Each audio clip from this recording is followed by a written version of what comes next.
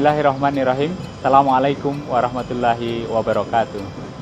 Alhamdulillahirabbil alamin. Wassalatu wassalamu ala asyrofil anbiya'i wal mursalin wa ala alihi wa ashabi ajmain.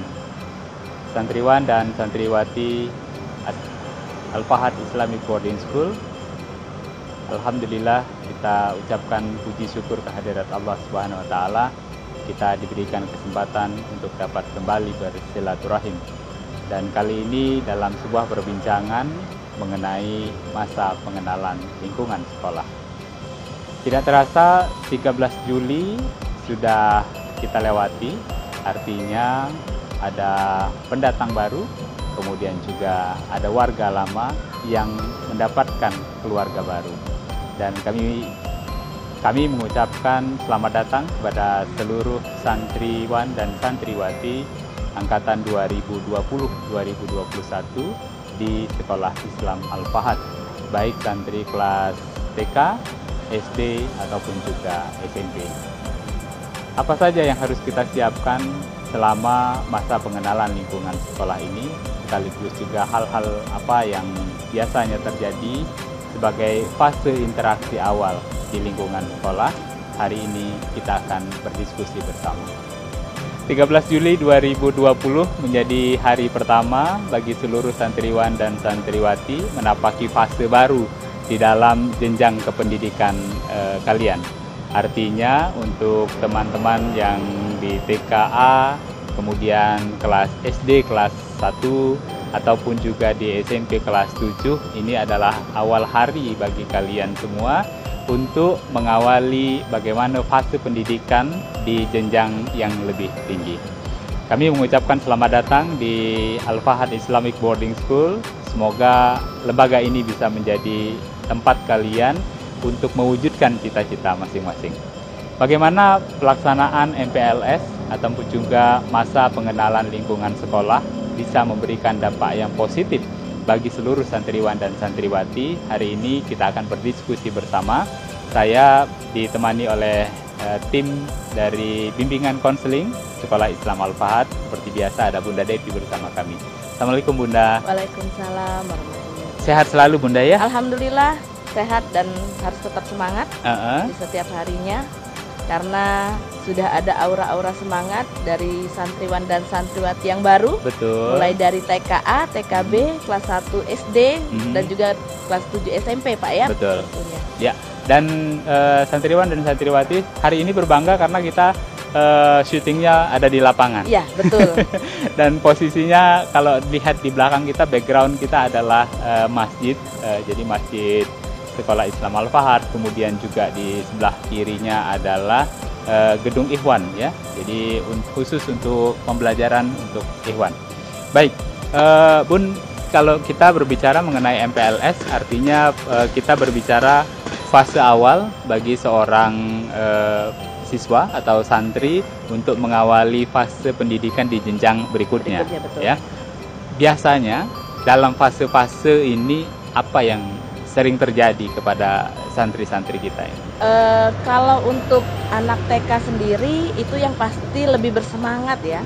Khususnya yang tadinya mereka atau santri-santri yang TK itu belum melakukan kegiatan sekolah yang sesungguhnya, tetapi sebenarnya semangatnya itu untuk memakai seragam baru, ketemu dengan lingkungan yang baru, kelas yang bagus, karena TK itu biasanya banyak hiasan-hiasan yang bikin santri itu tertarik untuk betah berada di dalam ruangan.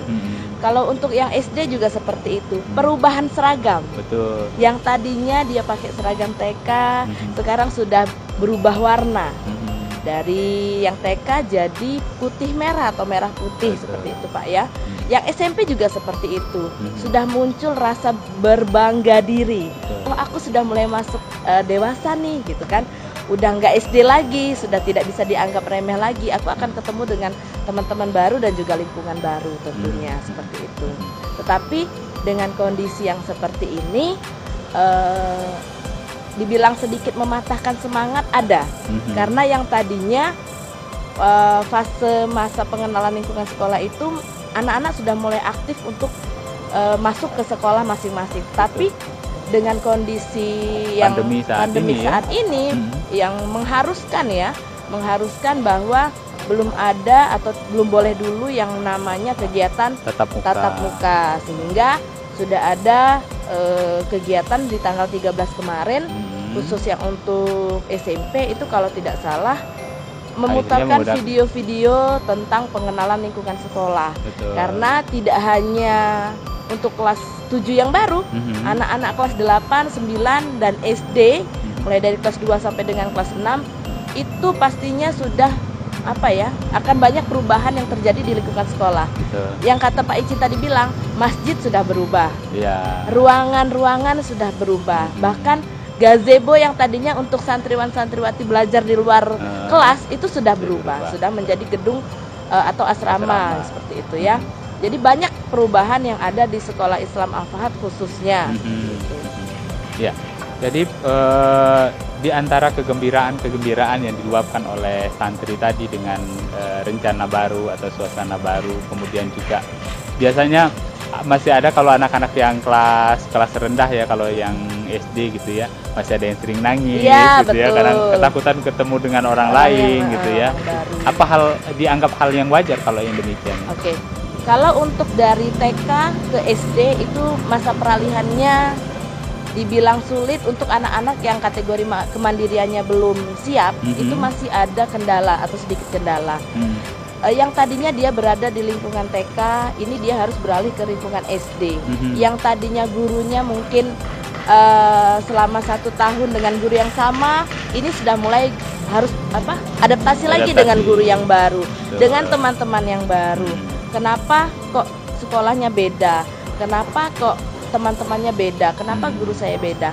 Tetapi yang Bunda perhatikan pada saat masa observasi awal kemarin itu rata-rata wali santri sudah mulai sebelum daftar itu Bun mau lihat dulu lokasinya sudah melakukan seperti observasi awal. Ya, jadi anaknya sudah diajak, ini loh nanti sekolahan kakak atau sekolahan adik yang baru, nanti kelasnya seperti ini.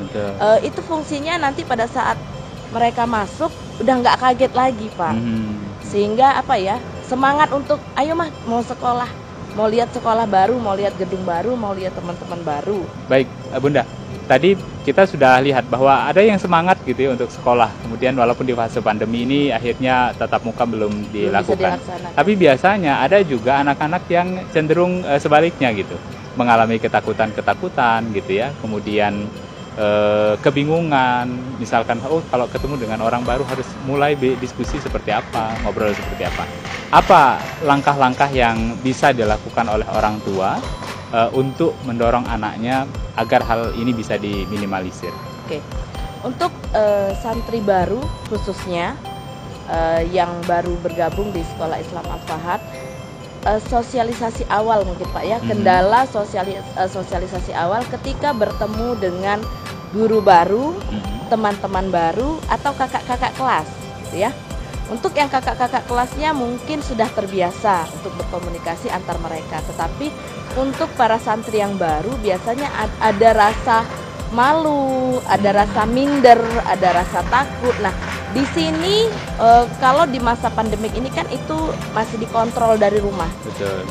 Kemarin Bunda juga sudah sarankan ke seluruh wali kelas sebelum untuk melanjutkan materi yang sebenarnya, ada juga program yang MPLSM ini khusus daring, untuk yang daring gitu. Jadi satu persatu santri memperkenalkan dirinya terlebih dahulu dengan teman-teman yang lain. Kalau tidak salah kemarin itu menggunakan Zoom ya, Zoom, sehingga bisa langsung melihat wajah teman-teman barunya itu seperti apa.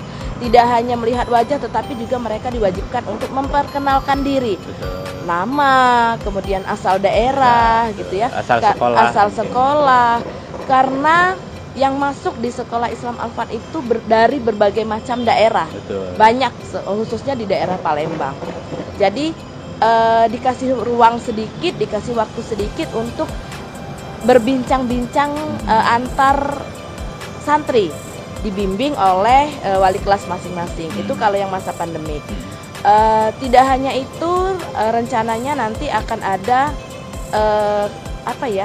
waktu untuk acara Zoom bersama lagi. Sehingga gunanya tadi itu Pak, yang waktu fase orientasi itu yang tadinya hilang itu tetap akan berjalan walaupun dalam kondisi kita di rumah masing-masing. Untuk orang tua tentunya perannya sangat penting. Orang tua wajib mendampingi, artinya terus memberikan masukan-masukan atau sugesti yang bagus untuk anak-anak kita, bahwa sekolah yang baru itu bukanlah hal yang menakutkan seperti itu. Kemudian juga banyak yang bertanya, sebenarnya bukan hanya untuk sekolah saja Pak, tapi ada ketakutan-ketakutan lain di sini masalah asrama. Karena yang khusus kelas 7, yang SMP, itu kan mereka wajib untuk di asrama. Iya, seperti itu. Tetapi alhamdulillah pada saat fase observasi kemarin itu sudah disampaikan oleh tim kita bahwa selama masa pandemik ini boleh dilatih untuk mandiri minimal untuk anak itu sendiri, sehingga nanti pada saat yang sesungguhnya mereka harus kembali ke asrama atau masuk ke asrama itu sudah terbiasa untuk mandiri minimal untuk diri dia sendiri. Baik, ya setelah fase ataupun juga kegiatan MPLS ini berlangsung, maka santri dan santriwan akan mengikuti proses pembelajaran sesungguhnya. Artinya dalam fase tersebut MPLS ini menjadi wadah untuk mempersiapkan anak-anak untuk mengikuti fase pembelajaran sesungguhnya. Nah, setelah MPLS ini apa yang bisa dibawa, ya?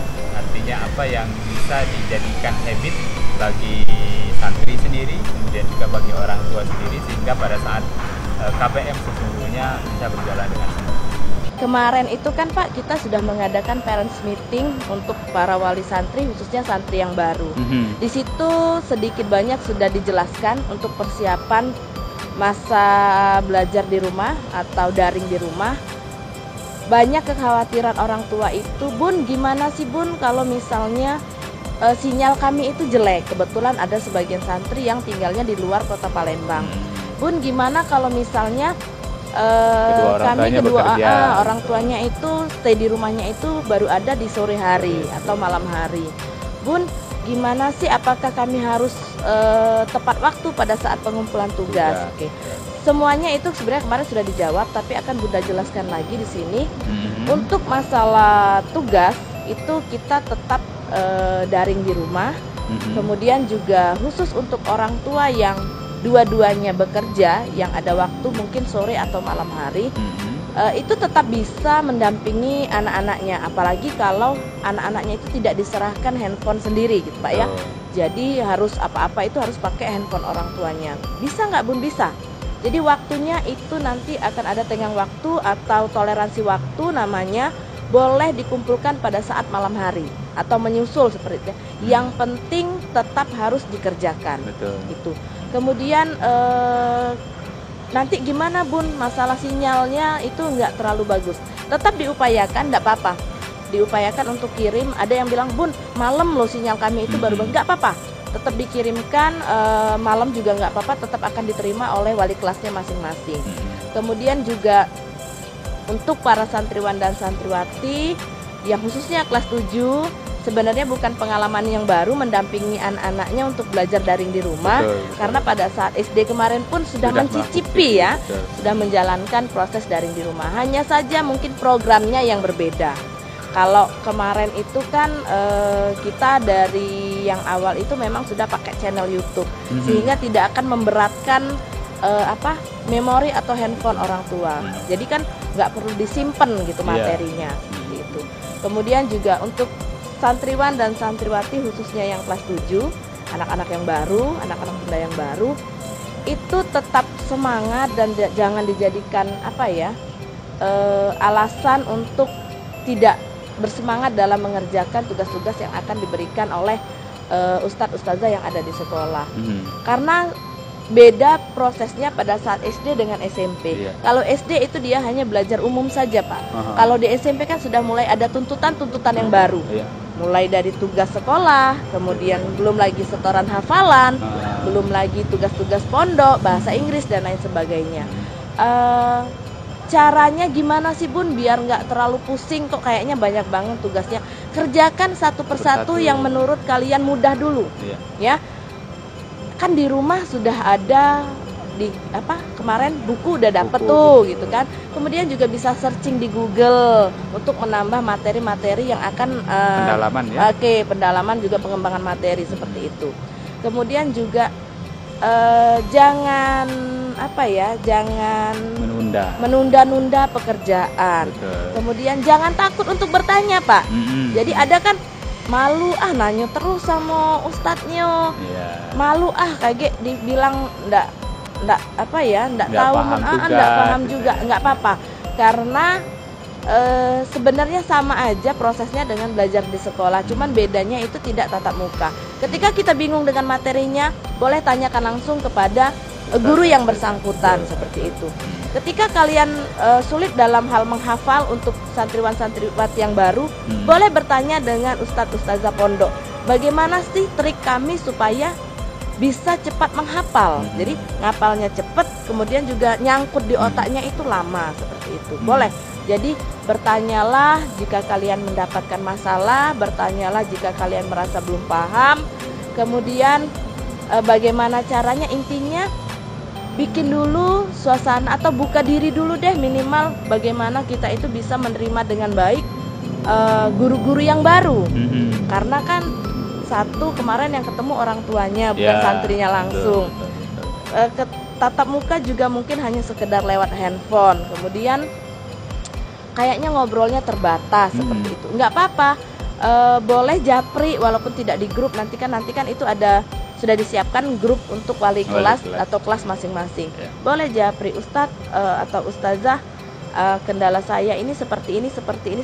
Insya Allah nanti akan mendapatkan jawaban atau solusi dari ustadz dan ustazah yang bersangkutan. Oke, hal yang sama juga berlaku untuk orang tua ya, Pak? Iya, betul. Orang tua juga di sini dituntut malah harus lebih aktif. Seperti itu. Nggak usah, kalau di grup itu kan biasanya kalau udah dapat satu pengumuman biasanya numpuk dengan yang chat yang baru-baru. Ya. Boleh japri, Ustadz untuk link yang tugas hari ini bisa dikirim ulang dong. Boleh, tidak apa-apa. Karena kalau saya pribadi juga, Pak, kalau sudah terlalu banyak chat WA itu udah bingung yang mana yang harus saya baca terlebih dahulu. Jadi untuk wali santri juga jangan takut, jangan sungkan untuk bertanya langsung kepada tim yang ada di sekolah seperti itu. Baik, cukup banyak informasi tadi yang sudah diberikan oleh Bunda Devi, tim bimbingan konseling Sekolah Islam Al-Fahad terkait dengan MPLS dan juga bagaimana mempersiapkan KBM secara normal. Dan kita juga perlu sampaikan bahwa mengacu pada ketentuan dari Kementerian Pendidikan Nasional, bahwasanya selama wilayah tersebut atau di mana kedudukan sekolah masih berada dalam zona kuning, merah ataupun orange, maka proses pembelajaran tidak diperbolehkan dalam bentuk tatap muka, jadi masih dalam bentuk jarak jauh. Kemudian nanti pada saat wilayah tersebut sudah berubah menjadi hijau, maka berlangsung namanya masa transisi. Masa transisinya lebih kurang 2 bulan setelah zona hijau tersebut. Kemudian barulah masuk kepada yang disebut dengan zona new normal. Nah, untuk saat ini wilayah kita sendiri masih masuk dalam kategori zona merah, sehingga dengan sangat menyesal bahwasanya program pembelajaran tatap muka belum bisa kita lakukan. Sembari kita terus berikhtiar dan berdoa kiranya pandemi ini bisa dapat segera berakhir dan bersegera mungkin kita bisa bertatap muka, sehingga program-program ataupun juga keresahan, kegalauan seluruh santriwan dan santriwati bisa terobati dan segera bagaimana menyicipi proses kehidupan yang baru di sekolah yang baru. Kita berada di penghujung pertemuan hari ini dan tentu saja sudah cukup banyak tadi informasi dan tips yang diberikan oleh Bunda Devi kaitan dengan masa MPLS, kemudian juga bagaimana nanti menyiapkan KBM dalam kondisi normal. Artinya salah satu poin yang bisa saya sampaikan tadi, keterbukaan antara orang tua, wali kelas, dan santri sendiri dalam mengawali semua proses pendidikan ini menjadi salah satu kunci keberhasilan kita bersama. Jangan ragu, jangan takut untuk berdiskusi dengan wali kelasnya masing-masing melalui WhatsApp group ataupun juga secara personal, sehingga proses komunikasi, proses interaksi di antara warga Al-Fahad bisa terjalin dengan baik. Kita bertemu kembali di lain kesempatan dengan materi yang berbeda tentu saja, dan kita akhiri pertemuan ini hari ini. Terima kasih banyak Bunda Devi untuk waktunya, dan sekali lagi kami ucapkan selamat datang kepada seluruh santriwan dan santriwati Al-Fahad Islamic Boarding School. Assalamualaikum warahmatullahi wabarakatuh.